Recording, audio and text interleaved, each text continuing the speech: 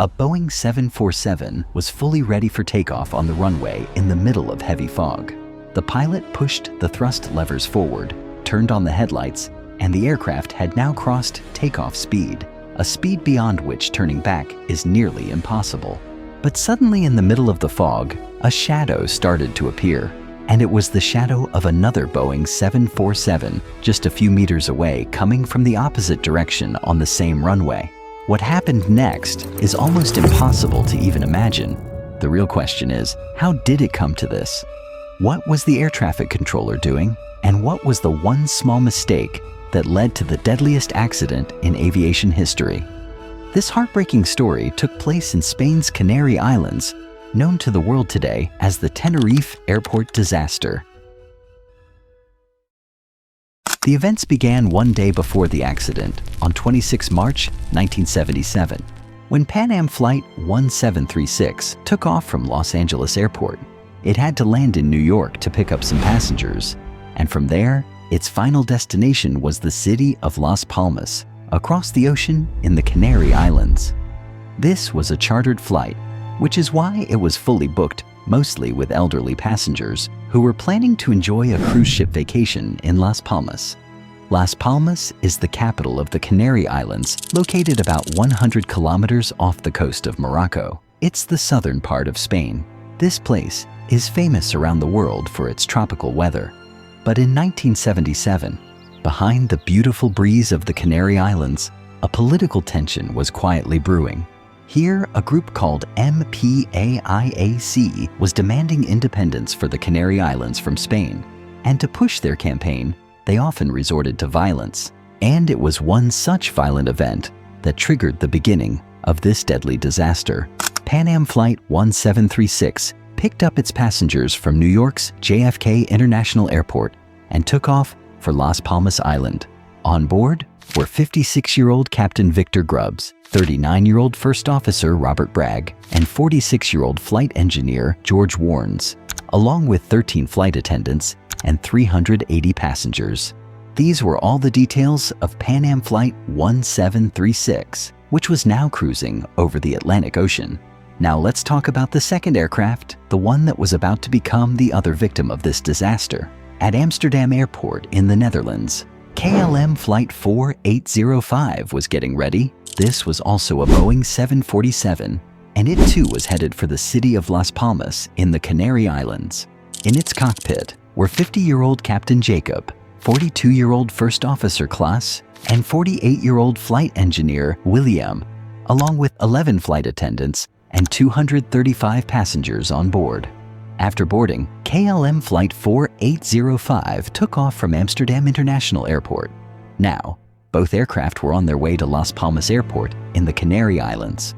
During this time, two men approached the terminal building at Las Palmas Airport. They placed a bag outside a flower shop and then disappeared. Inside that bag was a bomb, equipped with a countdown timer. Exactly at 1 p.m., a phone call came in at the reception of Las Palmas Airport. The caller claimed to be from the MPAIAC group, the same group we mentioned at the beginning of the video, and he warned that a bomb would explode at the airport within the next 15 minutes. The airport staff immediately sprang into action and managed to evacuate the entire Las Palmas Airport before the 15 minutes were up. And their rush turned into panic when exactly 15 minutes later, a powerful explosion shook the airport. A large part of the terminal building's roof collapsed due to the blast. All operations at Las Palmas Airport were suspended, all flights were canceled, and those scheduled to land there were diverted elsewhere. A short while later, KLM Flight from Amsterdam was nearing Las Palmas, but the air traffic controller informed them about the explosion at the airport and instructed the flight to land at Tenerife Islands Airport instead, which was about 110 kilometers away. After 25 minutes of flying, KLM's captain landed the aircraft on runway 30 at Tenerife Airport at 1:38 p.m. At the same time, Pan Am Flight 1736 from New York was also nearing Las Palmas, and it too was diverted to Tenerife Airport. By this time, almost all incoming flights were being redirected to Tenerife Airport since it was the closest available airport. And now, the traffic at Tenerife Airport was rapidly increasing. Let us tell you that Tenerife Airport is a small airport located in a hilly region. It sits close to the Atlantic Ocean at an elevation of around 2,000 feet. The area is surrounded by high mountains, and because of that, the moist ocean winds hit the hills and rise upward, cooling quickly and turning into thick clouds. And all of this is very common in this region. When the Pan Am and KLM flights landed at Tenerife Airport, the visibility was perfectly fine. But now, suddenly due to the clouds, visibility had dropped significantly. When clouds moved over the runway, visibility would drop to just 300 meters. And in the very next moment, everything up to 2 kilometers away could become completely clear. At this point, it wasn't clear how long the planes would have to stay at the airport. So the passengers were allowed to disembark to stretch and refresh after the long flight. Meanwhile, KLM Flight, which had to return to Amsterdam, decided to refuel the tank right there, so that once Las Palmas Airport reopened, they wouldn't have to waste time to refueling there. They had just started refueling when the news came in. Las Palmas Airport was open again. Both flights began reboarding their passengers, but because KLM was still refueling, the taxiway got blocked. Tenerife Airport is a small facility with only one runway, one taxiway, and one apron where the terminal is located. As you can see in this animation, having this much traffic here was highly unusual, especially with jumbo jets like the Boeings. Because KLM Flight was refueling, Pan Am couldn't move from the terminal to the runway.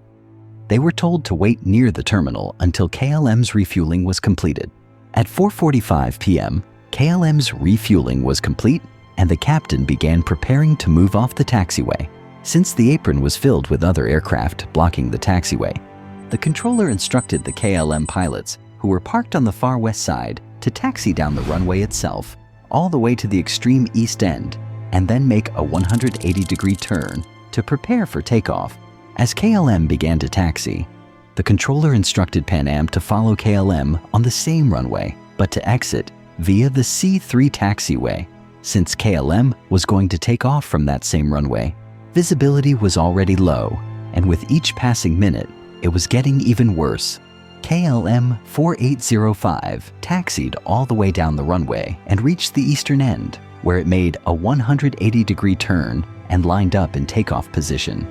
Now, the Pan Am pilots also began taxiing on the runway, but due to the heavy fog, they were able to see the C1 and C2 exits, but missed the C3 exit completely. Since the C3 exit led back toward the apron, that might be why the Pan Am pilots couldn't spot it. Another issue was the lack of proper signage at Tenerife Airport. Runway exits are usually marked clearly on the tarmac, but here those markings were missing. As Pan Am Flight was crossing the C2 exit, at that very moment, KLM's captain requested takeoff clearance from the control tower. And this is where a series of back-to-back confusions began. Due to the thick fog, the control tower couldn't see either of the two aircraft. And this airport didn't have a radar system installed. At this point, the control tower began telling KLM what route to follow after takeoff, but nowhere in that message was actual permission to take off ever given. But KLM misunderstood and thought they had been given takeoff clearance. The KLM captain responded with, "We are at takeoff." Now, whether he actually said, "We are at takeoff" or "We are taking off," that still isn't fully clear. In response, the control tower said, "Okay." But just a few seconds later, the controller clarified, "Stand by for takeoff, I will call you." This was a very important message, clearly stating that takeoff was not yet allowed. But that message never fully reached the KLM cockpit, because at that exact moment, near the C3 exit on the same runway, the pilots of Pan Am Flight, who were also listening to the conversation, transmitted their own message. "We are still down the runway." This means the control tower's standby message to KLM and Pan Am's message both got transmitted at the exact same time, causing only a distortion sound to be heard in the KLM cockpit. Now Pan Am Flight, which had unknowingly already passed the C3 exit, was then told by the control tower, "Let us know when you've exited the runway," to which the Pan Am pilots simply replied, "Okay." But by this time, the captain of KLM Flight had already pushed the thrust levers forward. believing they had received clearance from the control tower. Here, the KLM flight engineer overheard the control tower's message given to Pan Am and immediately informed the captain that Pan Am was still on the runway. But for some reason, maybe due to noise or confusion, the captain seemed to misunderstand and simply replied, "Oh, yes," and continued with the takeoff. Due to the fog, they could only see about 300 meters ahead. Meanwhile, suddenly the Pan Am pilots spotted headlights through the fog on the runway. At first, they thought the KLM flight had stopped, but moments later, they realized the aircraft was speeding straight toward them. They immediately tried to steer the aircraft away, but it was too late. KLM's right engine tore through Pan Am's first-class section, the landing gear broke off, and the aircraft crashed about 150 meters down the runway, engulfed in a fierce fire. Since its fuel tank were completely full, the intensity of the fire was easy to imagine. All 248 passengers on board tragically lost their lives at the scene. The passengers on Pan Am flight didn't even get a chance to understand what had happened.